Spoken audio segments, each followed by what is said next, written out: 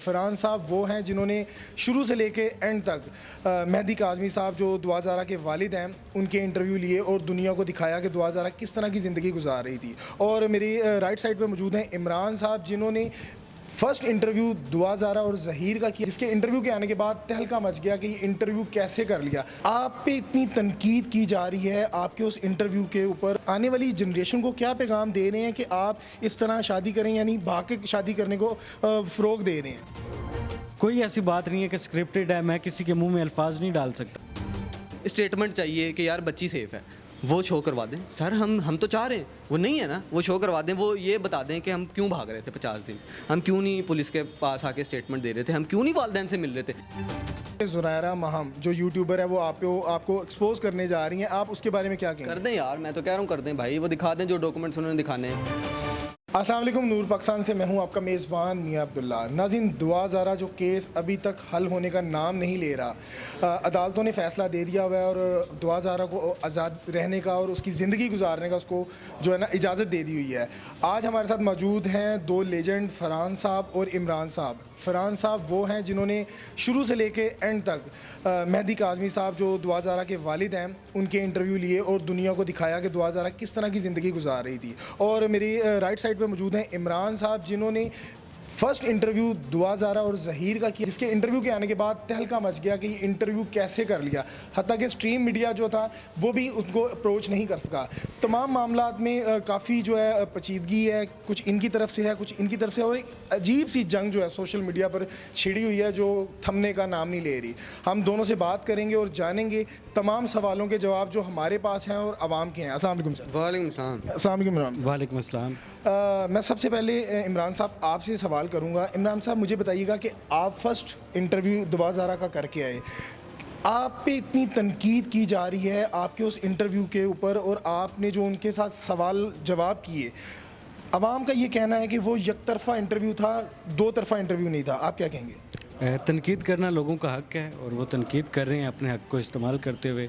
और जो यकतरफ़ा बात आप कर रहे हैं, एक दो सवालों के अलावा, वो सवाल भी नहीं थे, वो तो सिर्फ बात थी। उसके अलावा जो मैंने सवाल किए मुझे लगता है कि वो मुझे करने चाहिए थे, वो मैंने किए। सर देखिए ना, आप पे स्ट्रीम मीडिया तनकीद कर रहा है कि एक यूट्यूबर जाता है और जाकर वहाँ ससी पुन्नू की और कहानियाँ बताता है कि यहाँ इन पे कहानियाँ बननी चाहिए।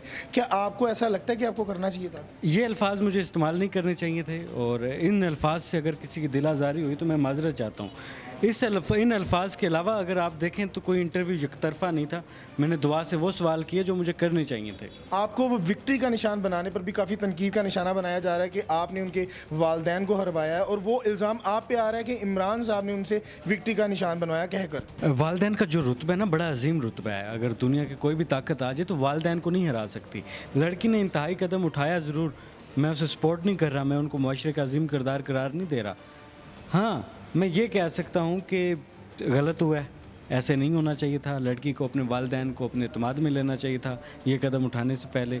और जो मेन स्ट्रीम की बात आपने की, मेन स्ट्रीम तो बड़े लोग हैं वहाँ पर, बड़े बड़े सहाफ़ी हैं, हम तो यूट्यूबर हैं। हम कोशिश कर रहे हैं कि सहाफ़ियों की आदत को अपना कर अपनी तालीम को बेहतर करें और अच्छे तरीके से जर्नलिज़म को सीख कर सवाल करें।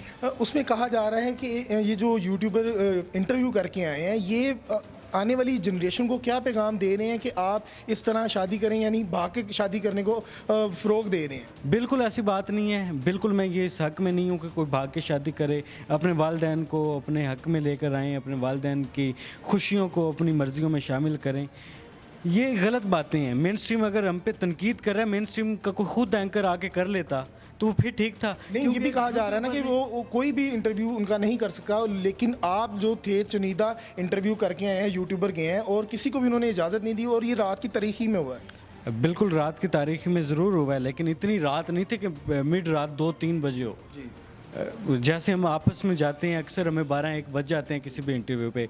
ये भी उसी तरीके से नॉर्मल इंटरव्यू था, लेकिन केस की नोयत देखकर ये एक बड़ा इंटरव्यू बन गया। लेकिन देखा जा सकता है कि जब वो वीडियो देखी जाती है, वो इंटरव्यू देखा जाता है, तो उसमें काफ़ी झोल नज़र आ रही होती है और काफ़ी ऐसा लग रहा होता है कि वो सवाल आप कर रहे हैं और जवाब भी आप ही उनके मुंह में दे रहे हैं बोलने के लिए, क्योंकि काफ़ी जो चीज़ें ना परमानेंट हुई हैं। आप मुझे देखते हैं, मैं कोशिश करता होता हूँ कि 1 टेक में पूरा इंटरव्यू करूँ। इस इंटरव्यू में 1 टेक हुआ जब एक सवाल करते करते मैं अटक गया था, ठीक है, उसको मैंने रीटेक कर लिया। मेरा 9 मिनट 10 सेकंड का इंटरव्यू अपलोड हुआ हुआ है, तकरीबन 10 मिनट का मेरा पूरा इंटरव्यू था, ठीक है। उसके अलावा कोई ऐसी बात नहीं है कि स्क्रिप्टेड है, मैं किसी के मुंह में अल्फाज नहीं डाल सकता। लेकिन इमरान भाई, अगर मैं आपको पर्सनल अपनी राय देना चाहूँ, क्योंकि आप मेरे भाई भी हैं, मेरे कुलीग भी हैं, तो मैं ये आपको कहूँगा कि आपने 100% इंटरव्यू नहीं किया। सहाफ़ी का जो काम होता है वो हकीकत पर मबनी इंटरव्यू करना होता है, और आपने कोई भी ऐसे उनसे सख्त सवालात नहीं किए जिनके वो जवाब दे सकें। आपने बिल्कुल खुश मिजाजी के साथ इंटरव्यू किया और जाम शीरी की बोतल पड़ी है। जाम शीरी का अगर जिक्र आए तो जाम शीरी का बड़ा सर उसमें जो है ना बनाया गया कि इशू कि ये स्पॉन्सर इंटरव्यू था। मेरे सामने जाम शीरी नहीं पड़ी थी जब मैंने इंटरव्यू किया, मैंने ना ऐसी कोई चीज़ करना चाहता था। हाँ, एक टिशू का डब्बा पड़ा था, अब उसका शुक्र है रोला नहीं पड़ा, ठीक है। आप वो विक्ट्री का जो निशान बनाया था, आप उस पर माजरत करते हैं कौन से? उस पर माजरत करने की ज़रूरत नहीं है, सर क्योंकि देखें ना, आप वो जंग दो थी, माँ बेटी की थी। बता देता हूँ, मैंने विक्ट्री का निशान सिर्फ इसलिए किया है कि मैंने मेहनत करके ये इंटरव्यू किया, और ये कोई, मैं इस इंटरव्यू को बड़ा इंटरव्यू नहीं करार देता। नहीं सर, बड़ा तो था। एक केस को क्लोज करने के लिए, हकाइक अवाम तक पहुंचाने के लिए ज़रूर था, लेकिन मैं दुआ ज़ारा के हक़ में नहीं हूँ, मैं ज़हीर के हक़ में नहीं हूँ। मैंने दुआ ज़ारा से अदालत में वालिदैन से मुलाकात के इंटरव्यू आपने उनके हक में किया सर, ये मैं आपको करूँगा। यार सॉफ्ट ज़रूर किया, लेकिन बिल्कुल उनके हक़ में नहीं किया। अगर हक़ में किया होता तो मैं डटा होता। मैं कभी भी किसी के अल्फाज पे चलने वाला इंसान नहीं हूँ, ना मैं किसी के सामने झुकने वाला हूँ, ना मुझसे कोई कभी ज़बरदस्ती काम करवा सकता है। अगर मैंने किया होता, इस बात में मैं डटा हुआ हूँ ना कि निकाह नहीं टूटना चाहिए, अभी तक डटा हुआ हूँ और इस बात पे कायम हूँ और कायम रहूँगा। लेकिन ऐसा निकाह होना भी नहीं चाहिए सर। देखें, हम भी बेटियों वाले हैं। इस तरह का निकाह नहीं होना चाहिए, बिल्कुल नहीं होना चाहिए। बच्चों को चाहिए अपने वालिदैन को एतमाद में लें, वालिदैन को चाहिए अपने बच्चों को एतमाद में लें। दुआ ज़ारा से जब मेरी इस हवाले से बात हुई कि आपने तो अपने वालिदैन को दुनिया में रुसवा करके रख दिया है, आपने ये क्या कर दिया है, तो उसने मुझे ये कहा कि मैंने अपने वालिदैन से ये कहा था कि मैं ज़हीर को पसंद करती हूँ, उसी से शादी करूँगी।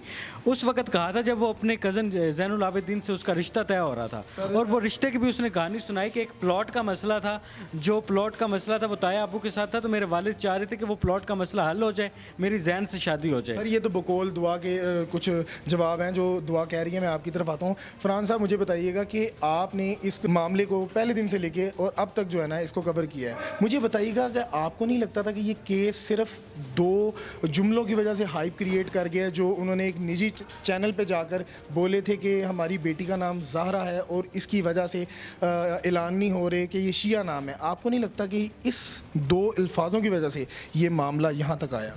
बहुत शुक्रिया आपका। सबसे पहले आपने इंट्रो में लेजेंड कहा था, सर हम लेजेंड नहीं है। दूसरा ये आपने पूछा कि दो अल्फाज ये कहे थे जिसकी वजह से ये केस हाइप पकड़ गया, तो सर इसी वजह से शायद आज हम पीछे हैं, क्योंकि हम यही काम कर रहे हैं। दुनिया कहाँ की कहाँ पहुँच गई है, हम ये फ़िरका वारियत में लड़ रहे हैं। सर आपके साफ़ी जो भाई हैं जो आपके साथ थे, उन्होंने ये माना भी है कि जो मेहदी काज़मी साहब हैं उन्होंने माजरत किया कि मेरे से ये गलती हुई थी। वो गलती उस वक्त ना जाने अनजाने ये में भी कहा था कि मुझे किसी के कहने पर ये मैंने कहा था। वो आपको भी पता है किसको कोट कर रहे थे वो। लेकिन मैं ये कहता हूँ, एक बंदा जब परेशान हो, आप माशाल्लाह बेटी वाले हैं, खुदा ना खास्ता कोई मामला हो तो आप परेशान होते हैं, आप बुखलाए होते हैं, आपको नहीं पता होता, आपकी सेंसेस काम नहीं कर रही होती कि आप क्या कर रहे हैं, क्या बोल रहे हैं। तो वो ना जाने अनजाने की बात कही हुई को, उसको मैं कहता हूँ प्रूफ नहीं बना लेना चाहिए। अगर खुदा ना खास्ता हो गया तो बंदे ने आपसे माफ़ी मांग ली, पूरे कौम से माफ़ी मांग ली, उसने कहा कि मैं ये नहीं चाहता, और उसने मुझे ये भी कहा कि 90% सुन्नी मेरा साथ दे रहे हैं, मैं इनके खिलाफ जाऊँगा। सर देखें ना कि उन्होंने माफ़ी मांग ली, लेकिन उस टाइम जो मुल्की हालात थे और लोगों के जज्बात थे, उनकी हमदर्दियाँ मेहदी काज़मी साहब के साथ थी, जो उनकी एक गलती थी, लेकिन उन्होंने बड़े लोगों के जो जज्बात हैं उनको मजरूह किया है। नहीं यार, अब्दुल्ला भाई क्या हो गया, उन्होंने किसी के कहने पे जिन्होंने भी कहा, उनके कहने पे ये बयान हो गया कि खुदा ना खास्ता ये जो भी मामला थे, उसके बाद उनको पता लगा कि यार मुझे ये नहीं कहना चाहिए था, इससे केस डाइवर्ट हो रहा है। मेरा तो ये मामला ही नहीं है कि मैं इस फ़िरका वारियत में पढ़ूँ, मैंने तो मेरी बच्ची गुम गई है, मैंने वो निकलवानी है।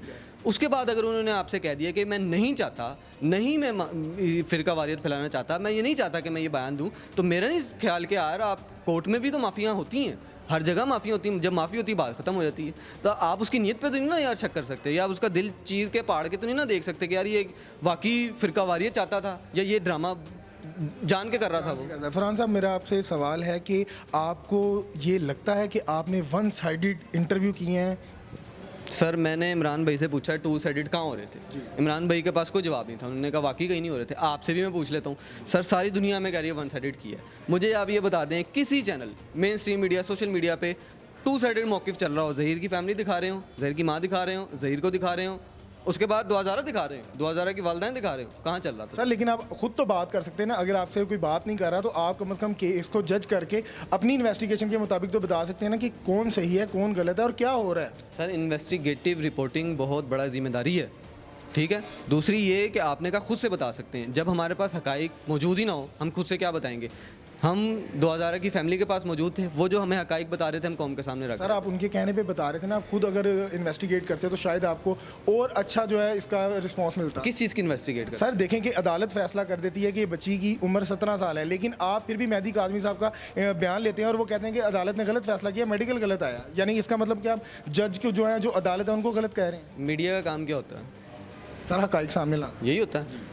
किसी भी दहशतगर्द के साथ आबिद मलिक को पकड़ के लेके जा रहे थे, मीडिया बाहर क्या पूछ रहा होता है? यही पूछ रहा होता है ना कि कैसे किया, क्यों किया, क्या कहते हो, वो अपनी सफाइयाँ दे रहा होता है।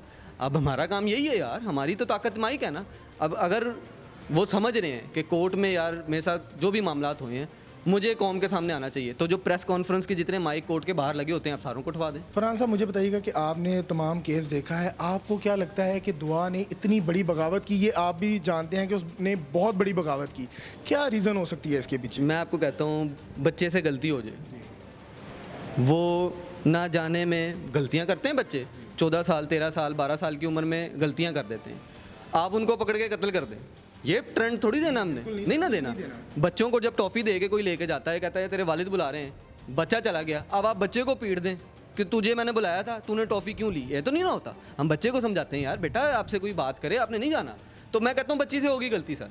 अब बच्ची फंस गई है कहीं पे, अब जब बच्ची फंस गई है तो उसके वालिदैन क्या है, उसको कहें कि उसको काट के ना हमारे सामने पेश कर दो, हम इसको कबूल करके दफना देंगे। सर बच्ची फंसी नहीं, मेरी बात सुनिएगा, बच्ची आप ग्रो का जो मामला था वो तो पहले ख़त्म हो गया था, जब वो उसका इंटरव्यू आया उसमें इंटरव्यू में आप देख सकते हैं कि वो बड़ी रिलैक्स है। मेरी बात सुन लीजिएगा कि वो बहुत रिलैक्स है, ग्रो नहीं है, उसने अपनी मर्ज़ी से फ़ैसला किया और मर्ज़ी से उसने शादी की ज़हीर के साथ। अब मुझे बताइएगा कि अब मेहदी काज़मी साहब अगर एक्सेप्ट करते हैं या नहीं, ये पूछना चाह रहा हूँ। मैं आपको अर्ज़ करता हूँ, आप हम सारों को झुटला दें, मेहदी काज़मी साहब को भी झुटला दें, वो तमाम मीडियादारों को भी झुटला दें, हमें भी झुटला दें कि ये ग्रो नहीं है। वो कैसे झुटलाएंगे कि मेहदी काज़मी साहब का जो स्टेटमेंट है उसी को लेके चल रहे हैं ना यार, हम उन्हीं का दिखाते रहते हैं ना आपके बकौल।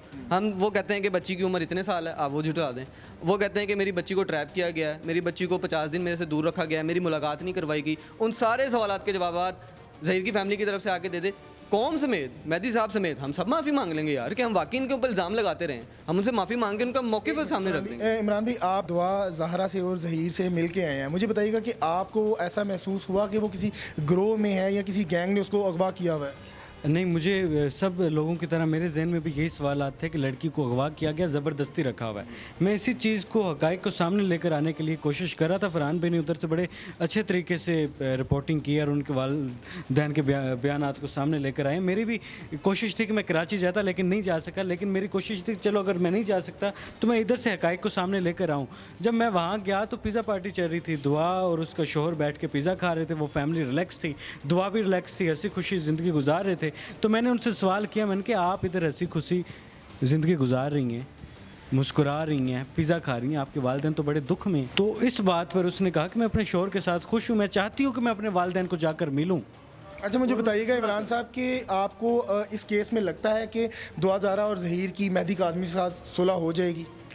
अल्लाह करे जी, ख्वाहिश भी यही है कि अल्लाह करे कि सुलह हो जाए और मामला जो एक कौमी बना हुआ है वो ख़त्म होकर दो फैमिलियों तक आए और दोनों फैमिलियां आपस में बैठ के इस मसले का हल निकालें। अब्दुल्ला भाई मैं ये अर्ज़ करना चाहता हूँ, इमरान भाई कह रहे हैं कोई ग्रो नहीं है। सर ये कितना खुशाइन बात है, ये कौम सुनने के लिए तरस रही है कि दुआ बच्ची खुदा ना खास्ता किसी बुरे हाथों में नहीं है, किसी ग्रोह में नहीं फंसी। किसी ग्रोह में नहीं फंसी, ये तरस रही है ना सुनने के लिए। इसके लिए एविडेंस चाहिए, इसके लिए एक स्पेसिफिक इदारे की तरफ से स्टेटमेंट चाहिए कि यार बच्ची सेफ़ है, वो शो करवा दें। सर हम तो चाह रहे हैं, वो नहीं है ना, वो शो करवा दें, वो ये बता दें कि हम क्यों भाग रहे थे 50 दिन, हम क्यों नहीं पुलिस के पास आके स्टेटमेंट दे रहे थे, हम क्यों नहीं वालिदैन से मिल रहे थे। ये जो अभी सवाल किया कि किसी बड़े अदारे के सामने रखा जाए, ये सवाल मैंने किया था, सवाल मेरा बनता था उनसे करना। मैंने कहा आप क्यों डरे फिरते रहे, आपको पेश हो जाना चाहिए था। वो ये कह रहे थे कि हमारी फैमिली में पहला ऐसा केस आया था कि पूरी फैमिली को अदालत में घसीटा जा रहा था, पूरे आधे ख़ानदान को हमारे पकड़ लिया गया था, हम क्या करते, डर में थे, खौफ में थे कि पता नहीं क्या हो जाना है, बार बार धमकियां आ रही थी।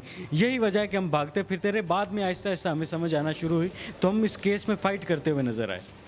जी फरहान भाई, मुझे बताइएगा कि लास्ट में आपको ऐसा लगता है कि ये केस जो है वाइंडिंग की तरफ जाएगा? जाना चाहिए सर, जाना कैसे जाएगा? जाना चाहिए, ऐसे जाना चाहिए जिस तरह बता रहे हैं इमरान भाई कि उनके पूरे ख़ानदान को पकड़ लिया था।